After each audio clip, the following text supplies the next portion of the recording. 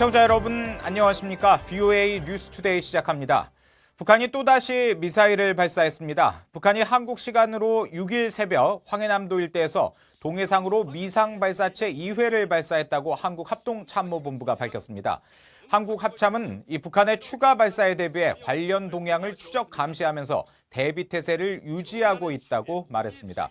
이번 발사체는 지난달 25일 단거리 탄도미사일 발사체 발사 이후 13일 동안 네 번째이며 북한이 주장한 신형 대구경 조종방사포 발사 이후 닷새 만입니다.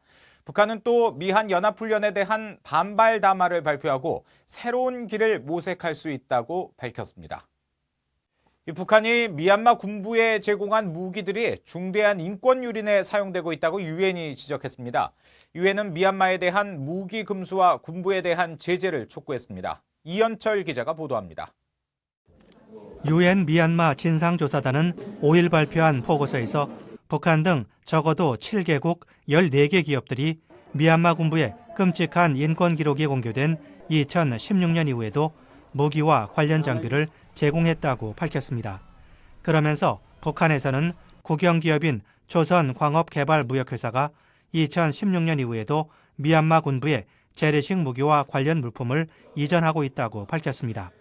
보고서는 유엔 대북제재위원회 전문가 패널이 2018년 2월 발표한 보고서를 인용해 미얀마가 북한으로부터 탄도미사일 체계뿐 아니라 다연장 로켓 발사대와 지대공 미사일 등 재래식 무기를 제공받았다는 증거가 있다고 소개했습니다. 아울러 북한 요원들이 미얀마 국방산업국 시설들에 파견됐다고 덧붙였습니다. 조사단의 크리스 시도티 위원은 아직도 미얀마 군부와 계속 무기 거래를 하는 나라들이 있다며 이를 즉각 중단해야 한다고 말했습니다. 미얀마 군부에 군사 무기를 계속 제공하는 것은 군부의 행동을 지지하는 것이라고 비판했습니다. The military now has a 70-year track record of grave human rights violations, including responsibility for some of the most serious crimes under international law. 보고서는 북한 등 7개국이 미얀마에 무기 지원과 군사 관련 이전을 했다고 결론 내릴 수 있는 합리적인 근거가 있다고 밝혔습니다. 또 미얀마 군부의 혐오스러운 인권 기록이 널리 알려진 만큼 북한 등 7개국은 미얀마에 대한 무기 이전을 허용해서는 안 된다고 강조하면서 미얀마에 대한 무기 금수와 군부에 대한 제재를 촉구했습니다. 미얀마에서는 2015년 민주선거가 실시되고 민간 정부가 수립됐지만 군부가 여전히 의회와 주요 내각, 경제 등에서 상당한 영향력을 행사하고 있습니다. VOA 뉴스 이현철입니다. 북핵 협상과 관련해 미국과 한국 간 이견이 여전하다고 미 의회 조사국이 지적했습니다. 또 한일 갈등이 격화되면서 미한일 3국 안보 공조도 더 어려워졌다고 분석했는데요. 이조은 기자가 보도합니다. 미 의회 조사국은 지난 1일 발간한 보고서를 통해 몇 년간 특히 북한 문제와 관련해 밀접히 공조해왔던 미국과 한국 두 나라의 협력이 트럼프 정부와 문재인 정부 아래서 더 일관성 없고 예측할 수 없게 됐다고 지적했습니다. 구체적으로는 북핵 협상과 관련해 북한에 양보를 해야 하는지, 한다면 어떤 조건 하에 양보해야 하는지 미국과 한국 간 이견이 여전하다고 분석했습니다. 한국은 일반적으로 미국보다 북한에 더 이른 시점에 더 많은 경제적 혜택을 주는 걸 선호한다는 겁니다. 이와 관련해 미국은 대북 제재 유지 입장을 분명히 해왔습니다. But remember, the UN Security Council still has the most stringent sanctions ever imposed on North Korea fully in place, and we are working with countries all across the world. Many in this region are doing great work to enforce those. 동시에 미국과 북한은 비핵화의 정의를 비롯해 양보 시점과 순서에 관한 이견 때문에 더 이상의 합의를 도출하지 못하고 있다고 분석했습니다. 미국과 한국은 동맹 관련 비용 분담 문제에서도 여전히 이견을 보이고 있다고 보고서는 지적했습니다.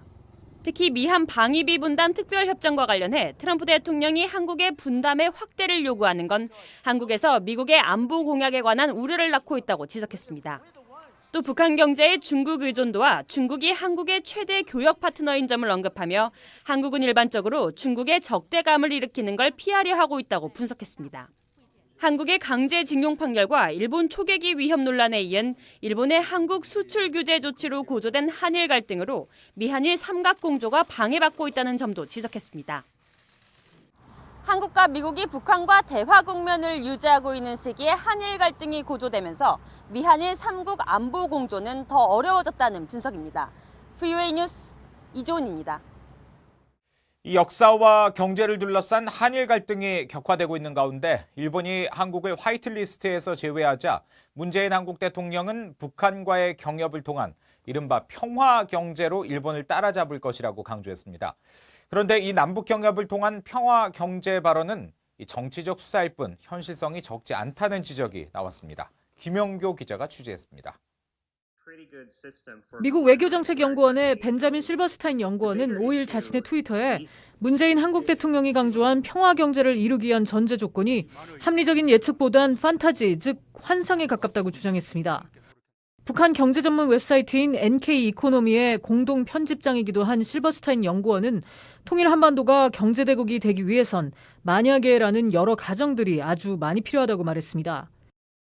에이단 포스터 카터 영국 리즈대 명예교수도 트위터에서 정치적으로나 경제적으로나 이렇게 잘못된 견해는 있을 수 없다면서 같은 민주주의 국가인 일본을 버리고 주적이자 경제를 스스로 멸망시킨 나라를 떠안겠다는 뜻이냐며 비판했습니다. 미국 중앙정보국 CIA의 북한 분석관을 지낸 브루스 클링너 헤리티지 재단 선임 연구원은 북한과 관계를 개선시키는 데 관심을 두고 있는 문 대통령의 의지가 이번 평화경제 체제 제안에 반영된 것이라고 분석하기도 했습니다. 하지만 세계 경제 3대국인 일본의 규모를 작고 억압적이며 제재를 받고 있는 데다가 개혁에 저항적이기까지 한 북한이 대체할 수 없다고 지적했습니다. I think it's naive to think that trade with North Korea can substitute in volume with the trade with Japan. 북한은 국제사회가 경제 제재를 하게 된 원인인 핵 문제를 해결하기 위해 어떠한 진전도 보이지 않았지만 문 대통령은 그동안에도 북한에 대한 제재를 없애거나 줄여야 한다고 언급했다는 겁니다. 앞서 한국의 문재인 대통령은 수석 보좌관 회의에서 일본 경제가 한국보다 우위에 있는 건 경제 규모와 내수 시장이라면서 남북 간의 경제 협력으로 평화 경제가 실현된다면 단숨에 일본의 우위를 따라잡을 수 있다고 말했습니다.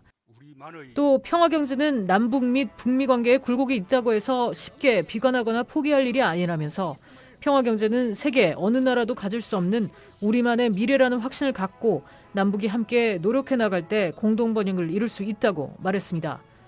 VOA 뉴스 김영교입니다. 아세안 지역안보 포럼 ARF에 참석한 외교 장관들이 북한의 완전한 비핵화를 완료하고 핵과 미사일 실험을 하지 않겠다는 약속을 지키라고 촉구했습니다. 미국과 한국, 중국, 동남아 국가연합 등 ARF 27개국 외교 장관들은 3일 이 같은 내용을 담은 의장 성명을 발표했습니다. 장관들은 또 한반도의 완전한 비핵화를 위해 모든 UN 대북 결의를 완전히 이행하고 이것이 지역의 평화와 안정에 기여할 것이라는 점도 재확인했습니다. 이와 함께 비핵화된 한반도에서 항구적인 평화와 안정을 실현하기 위해서는 평화로운 대화의 지속이 중요하다고 강조하며 도널드 트럼프 미국 대통령과 북한 김정은 위원장의 비무장지대 만남을 환영하며 협상 재개를 고대한다고 밝혔습니다. 미국 성인 10명 가운데 절반 이상이 북한 정권을 적으로 생각한다는 새로운 여론조사 결과가 나왔습니다. 영국의 시사 주간지 이코노미스트와 리서치 전문업체인 YouGov가 지난달 27일부터 30일까지 미국 성인 1,500명을 대상으로 실시한 12개국에 대한 설문조사 결과 북한을 적대국으로 간주한다는 응답이 51%로 가장 많았습니다. 또 북한의 비우호적이라고 한 응답 24%를 포함하면 미국인 4명 중 3명이 북한을 부정적으로 생각하는 것으로 나타났습니다. 최근 관계가 급속히 악화되고 있는 한국과 일본에 대해서는 일본에 대한 우호적 답변이 좀 더 많았습니다.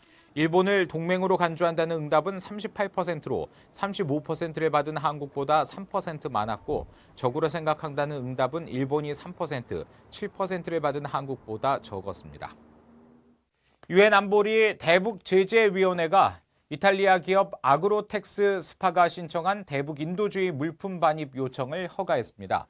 아그로텍 스파는 유럽연합과의 계약에 따라 대북 지원 물품을 북한에 반입하는 업체로 대북제재위원회는 지난달 25일 아그로텍 스파의 요청에 대한 면제 승인을 확인하고 서한과 함께 물품 목록을 공개했습니다. 대북제재위원회가 반입을 허가한 물품은 트랙터 26대와 탈곡기 30대를 비롯한 농기구와 농기계 유지 보수에 필요한 각종 부품 200여 종으로 제재 면제 허가 기간은 내년 1월 25일까지입니다. 이상으로 VOA 뉴스투데이 마칩니다. 함께해 주신 여러분 고맙습니다.